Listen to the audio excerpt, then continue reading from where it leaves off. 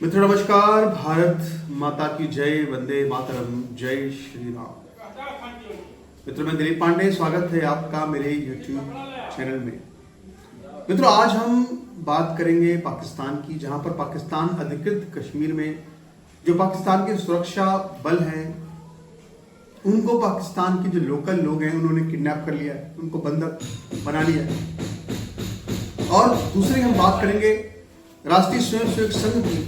राष्ट्रीय स्वयंसेवक संघ जो कि अपनी 100वीं जन्म शताब्दी कहें या स्थापना दिवस कहें मना रहा है, और इस मौके पर आज हम एक छोटा सा एक समालोचना या एक विश्लेषण करेंगे संघ के ऊपर कि आखिर संघ का समाज के लिए योगदान क्या है। सबसे पहले हमारी शुरुआत जो होगी वो होगी पाकिस्तान से। मित्रों पाकिस्तान अधिकृत कश्मीर में भी अब एक बहुत बड़ा बवाल शुरू हो चुका है। आपको याद होगा अभी इसी साल जब उनकी जो जाफर एक्सप्रेस है उसको जब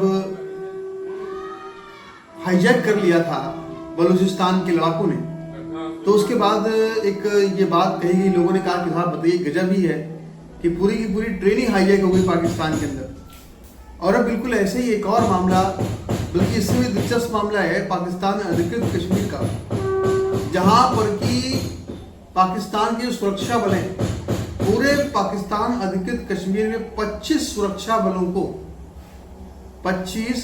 बलों को पाकिस्तान की अधिकृत कश्मीर की जो जनता है उसने किडनैप कर लिया। तो कश्मीर जो है जिसके ऊपर पाकिस्तान लगातार राजनीति करता रहता है, अंतर्राष्ट्रीय राजनीति करता है जो फेल होती है बार। अब उसने उसके पूरे घरेलू जो उसके राजनीतिक समीकरण है उस पर असर डालना शुरू कर दिया है। मित्रों मैं आपको बताऊं कि पाकिस्तान अधिकृत कश्मीर के अंदर जो एक विधानसभा बनाई गई है, एक कठपुतली विधानसभा टाइप की है वो, और वहां पे 12 सीटें जो है वो रिजर्व घोषित की गई है। रिजर्व इसलिए की गई है क्योंकि वो कश्मीरियों के लिए रिजर्व है। और कश्मीरी कौन? कश्मीरी वो जो भारत के कश्मीरी हैं, यानी भारत के अंदर जो कश्मीर के नागरिक हैं, जम्मू और कश्मीर के अंदर, वहां पे 1947, 1971 तमाम जो युद्ध हुए, इन युद्धों के दौरान बहुत सारे जो भारत के कश्मीर के नागरिक थे वो गलती से या किसी वजह से या जानबूझ करके अपनी मर्जी से पाकिस्तान चले गए। तो उनके लिए पाकिस्तान अधिकृत कश्मीर के अंदर 12 सीटें जो है वो रिजर्व वहां पे करी हुई है।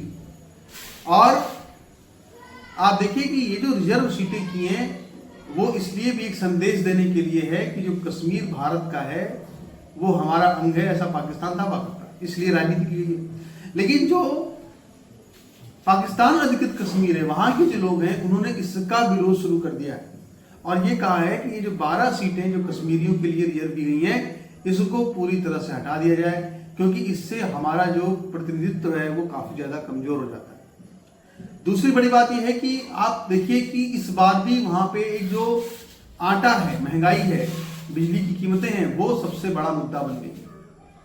बिजली की कीमतें वहां बहुत ज्यादा बिजली महंगी है और इसीलिए वहां पे महंगाई कम करने के लिए, बिजली के रेट कम करने के लिए दरअसल इतना बड़ा बवाल हो रहा है। अभी की स्थिति यह है फिलहाल कि वहां पे जगह जगह जितने भी शहर है, मुजफ्फराबाद के आसपास, मुजफ्फराबाद में उसके आसपास, मीरपुर में, इन सभी जगहों पर लगातार जो अधिकृत कश्मीर के लोग हैं वो सुरक्षा बलों को वहां पे बंधक बना ले रहे। वीडियो सामने आए जिसमें कि बंधक बनाते हुए इनको ले भी जा रहे। तो इनकी मांग क्या है? इनकी मांग यही है कि भैया आटा सस्ता करो, बिजली सस्ती करो, महंगाई नहीं होनी चाहिए। लेकिन पाकिस्तान जो है कभी भी महंगाई से बाज नहीं आता। पाकिस्तान की सरकार जो है उसने अपनी इमेज बचाने के लिए अंतर्राष्ट्रीय स्तर पर इस आंदोलन की कहीं खबर न छप जाए, इसलिए उसने अपने जो पाकिस्तान के पत्रकार हैं उनको रोक लगा दी है कि वो यहाँ पर कोई कवरेज नहीं कर सकते। जो पाकिस्तान अधिकृत कश्मीर के तमाम पत्रकार हैं उन सभी पत्रकारों ने ये कहा है कि भैया हमको तो यहाँ पे फ्री रिपोर्टिंग करने नहीं दी जा रही है। पाकिस्तान की सरकार इस तरह से फ्रीडम ऑफ स्पीच पर वहां पे बैन लगाई। दूसरी जो सबसे बड़ी बात यह है कि भैया ये पिछले साल में इसी बवाल हुआ था और लगभग 2 हफ्ते चला था। मैं शायद 2024 की बात कर रहा हूँ, 23 में अब उसी तरह से इस बार भी यहाँ पे बवाल शुरू हो गया है, तो कब तक चलेगा कोई भरोसा नहीं है। अब तक इसमें 10 लोगों की मौत हो चुकी है, 100 से ज्यादा लोग जो हैं वो घायल बताए जा रहे हैं। तो ये सारा पाकिस्तान का सिनेरियो है इस वक्त, इस पे आगे हम चर्चा करेंगे। लेकिन अभी हम थोड़ी सी बात और भी करेंगे, और बातचीत जो करेंगे वो करेंगे अब थोड़ा राष्ट्रीय स्वयंसेवक संघ के मुद्दे पर। मित्रों, कोई भी ऐसा राष्ट्रवादी नहीं रहा होगा, कोई भी ऐसा शायद देशभक्त नहीं रहा होगा, देश में शायद ऐसा कोई नागरिक नहीं रहा होगा जिसको संघ के बारे में पता ना हो, कोई हिंदू ना रहा हो। जैसे लोगों को रामायण की चौपाई याद रहती है, वैसे ही लोगों को संघ के बारे में पता है कि संघ, हिंदू संघ के बारे में जानता है संघ क्या है। संघ घर घर में पहुंच चुका है, ये तो हम 100% मान सकते हैं, चाहे किसी के निगेटिव विचार हो चाहे किसी के पॉजिटिव विचार हो, पर संघ को लेकर के एक विचार सबके मन में है। दशहरा आज है, आप सभी को विजयदशमी की बहुत बहुत शुभकामनाएं हैं। और आज ही के दिन 1925 में हेडगेवार जी ने जो है वो राष्ट्रीय स्वयंसेवक संघ की स्थापना की थी। और जब उन्होंने संघ की स्थापना की थी तो उन्होंने उस वक्त जो ध्येय रखा था, जो लक्ष्य रखा था, वो लक्ष्य हिंदू राष्ट्र की स्थापना का लक्ष्य था। और उस समय जो संघ की शाखाओं में जो पूजा होती थी, वो पूजा उस समय वहां पे दो फोटो लगते थे। एक फोटो हनुमान जी का, एक फोटो लगता था हनुमान जी का, और एक फोटो लगता था छत्रपति शिवाजी महाराज का। हनुमान जी का फोटो इसलिए क्योंकि भाई बल बुद्धि के देवता है, और दक्षिण भारत के यही सबसे प्रमुख भाई देवता है। आप कर्नाटक में देखिए उनका जन्म स्थान हुआ। तो महाराष्ट्र में तो पहले से ही वहां पे संघ की शाखाओं में हनुमान जी की और शिवाजी महाराज की फोटो लगती थी। पर 100 सालों के अंदर धीरे धीरे क्या हुआ कि वो जो शिवाजी महाराज की फोटो थी वो हट गई और विवेकानंद की फोटो आ गई। उसी तरह से हनुमान जी की फोटो भी लगभग हटी हुई संघ की कार्यक्रम से। तो ये संघ जो था, जो मूल रूप से इसका जन्म जो है वो हिंदू राष्ट्र की स्थापना के लिए ही हुआ था। कहीं ना कहीं देश की आजादी मिलने के बाद जब कांग्रेस पार्टी का वर्चस्व था, तो उस वर्चस्व को देखते हुए उसने अपने आप को इस तरह से बदला कि उसने अपने कई ऐसे प्रतीक भी जो थे उसने बदल दिए। और उसको लेकर के जो संघ के अंदर जो कट्टरपंथी धड़ा है, उसमें हमेशा से एक उसका विरोध भी हुआ कि ऐसा क्यों हो रहा है। संघ ने पहले गो हत्या का जो मामला था उसको बहुत बड़े पैमाने पर उठाने की कोशिश की पूरे देश के अंदर, मगर तब भी उस संघ को उस तरह की सफलता नहीं मिल पाई।